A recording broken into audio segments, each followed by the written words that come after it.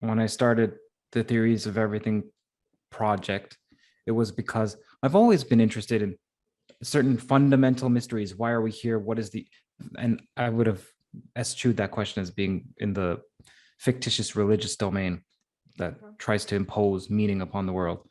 I don't see it the same way anymore, but I would have. And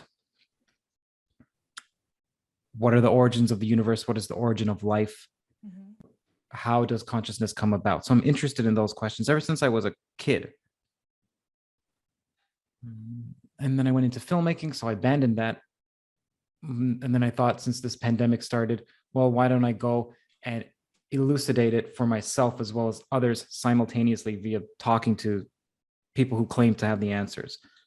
That's how it started. And then as for where I am now, I'm just continuing on this journey, but I'm not sure where I am now. That's fair. That's a fair place to be. But you say that it's also uncomfortable. Yes, to say the least. That's very interesting to me. I've had a bit of a spiritual journey. I grew up in a, what would I call it? I grew up in a non-denominational Christian family, which was very much similar to Seventh-day Adventists, which meant that I was exposed to Jewish thought at a very early age without realizing that it was Jewish. Right. And so I had an insider-outsider relationship with both Christianity and Judaism because I grew up observing all the holy days in the Old Testament as a Christian. And I grew up not observing any of the mainstream Christian holidays like Christmas and Easter, also as a Christian, which gave me a paradoxical identity and a capacity to see sort of inside and outside things simultaneously. And that's probably why I ended up being attracted to Taoism on some level, because Taoism is, I think it welcomes the paradox as a fact of reality. And also, it's not as if this paradoxical understanding, this limbo-like understanding, is only exclusive to Eastern traditions, right? There are many Western mystical traditions that correlate or just have their own versions of what would seem to be a more Eastern viewpoint. And, John Vervaeke has said that the Eastern-Western dichotomy is really an illusion anyway, to some extent. And so I'm very curious I've struggled in the past with identity crises from a spiritual perspective. And I know how discomforting that can be and that can feel. It feels like you're grasping for something, but you don't actually know what you're grasping for. And so I resonate with that. But I'm still trying to, and maybe it's not possible, and that's okay. Part of me has this impulse to try to fix everything and heal everything and ameliorate everything. And so I'm feeling this impulse within me now to tell you, to be like, well, what about this idea? Or what about that idea? Or have you tried this? Or have you tried that? So why don't you tell me, like what? Give me an example. But part of me wants to avoid that because I don't know if that's if that's the quote-unquote right thing to do. I can just say that I've been very much impacted by... I started meditating when COVID hit.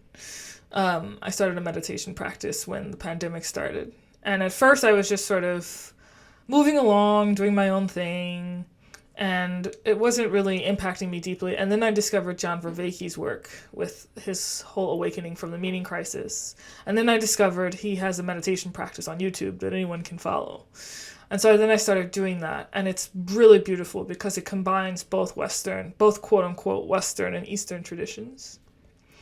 And then some of the books that I started reading, which were about different mystical traditions. One book is about mystical Judaism or Hasidism or Kabbalah, and another book that I just finished reading by Ken Wilber is called Spectrum of Consciousness, which is highly, highly Eastern. And so long story short, I began to see that there's this synthesis. It seems to me there's a synthesis between many Eastern and Western mystical traditions. And that is something I found comforting and almost poetic and almost elegant. And that's something that's really been really enriching for my life personally.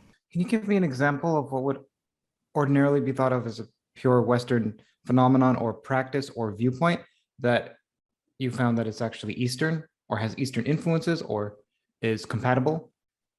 So there's a particularly, some would say, Jungian interpretation of Christianity,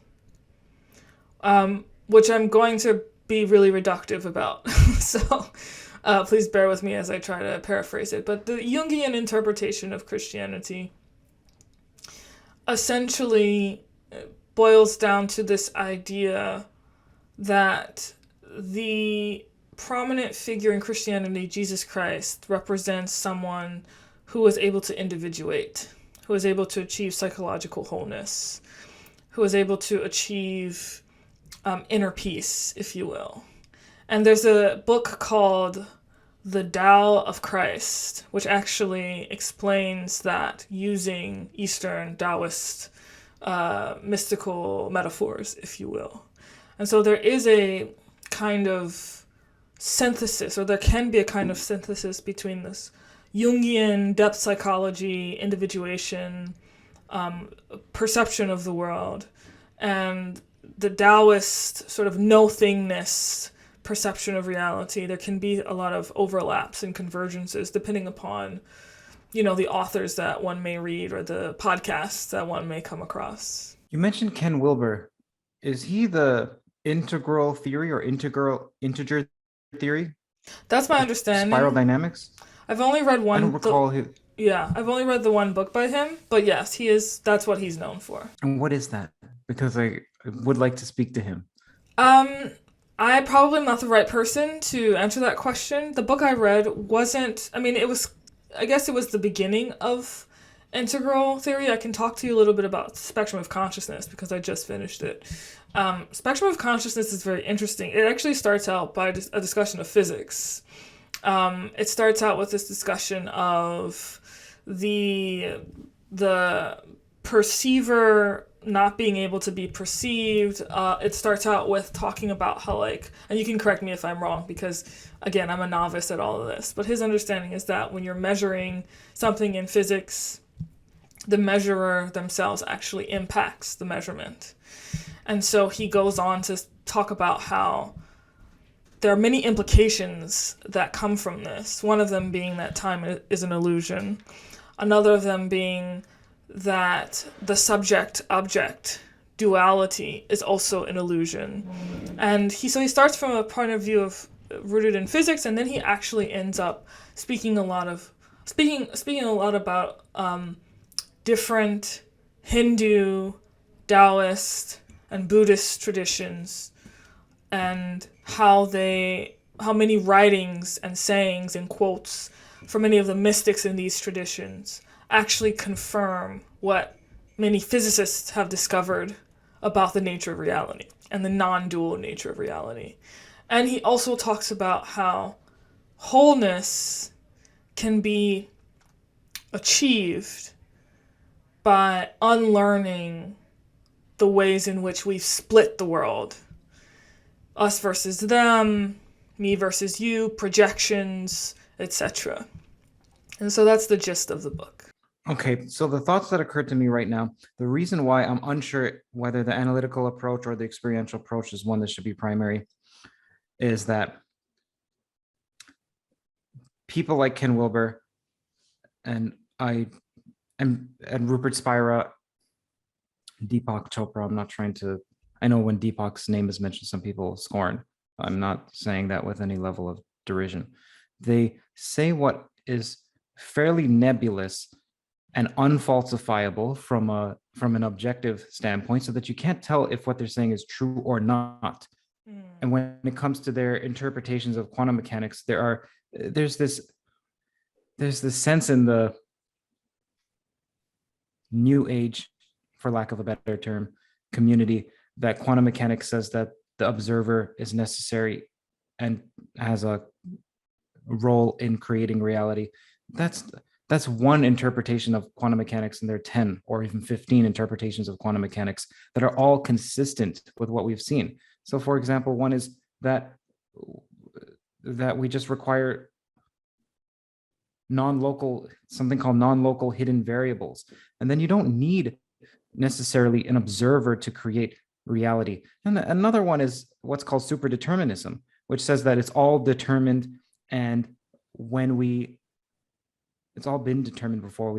We've been correlated at some point in the distant past and we have missing information, and this missing information is what brings about the uncertainty in quantum mechanics.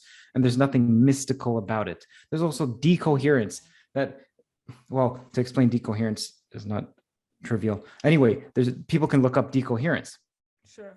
So there are many interpretations of quantum mechanics that don't require some outstanding role of the quote unquote observer. And then there's the relational view of quantum mechanics, that's Carlo Rovelli's, and there's the wave function is the universe. And that's the decoherence point of view when you hear many worlds. So when I hear that, I feel like it's as if the new age type people have this view that they've already settled on. And then they see that physics has come to similar conclusions. They're like, oh, see this all along. This is what we've been saying all along. Okay, what if in 20 years, because remember, quantum mechanics was just found out, quote unquote, about 100 years ago or so. What if in 100 years from now, we realize, oh, our interpretation of quantum mechanics is entirely deterministic and it requires no observer? Then are those new age people going to give up their point of view? Perhaps not, because they already have that instantiated. So it's as if they're looking for evidence that confirms. However, the absence of that evidence doesn't disconfirm. So it's non-disconfirmatory evidence. And I'm not a fan of that type of evidence. Sure. Or that type of reasoning. I'm not sure that that's a fair assessment of spectrum of consciousness. I can't speak to the other people that you've mentioned. I haven't actually engaged with their work. But spectrum of consciousness struck me as one of the more mathematically involved texts that I've read in a long time, and it actually got me interested in physics and interested in mathematics. And I mean, I've been interested in science ever since I discovered John Vervaeke, really. But this particular text got me interested in physics as such. So I would recommend reading the text, taking it apart, do all of that. But I would also give it its fair shot, because at least my impression was that it seemed mathematically grounded to me. I definitely am interested in, I think I've already confirmed an interview with Ken. We just have to set up the date. This was a few months ago. So I'm interested in going through his theory. I don't know his theory. Sure. I can't speak to it.